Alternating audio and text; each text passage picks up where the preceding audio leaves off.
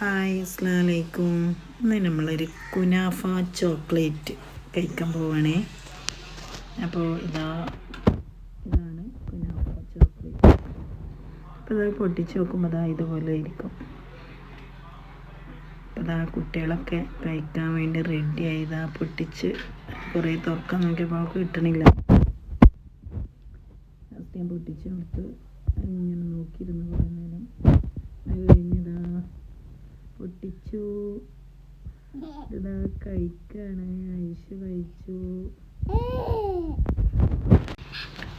Nizwa കഴിച്ചു, സൈഷു കഴിച്ചു. നല്ല ടേസ്റ്റ് ഉണ്ട്, സൂപ്പറാണ്. അപ്പം എല്ലാവരും ഒന്ന് വാങ്ങിച്ച് കഴിച്ചു നോക്കൂ. നല്ല ടേസ്റ്റ് ഉണ്ട്.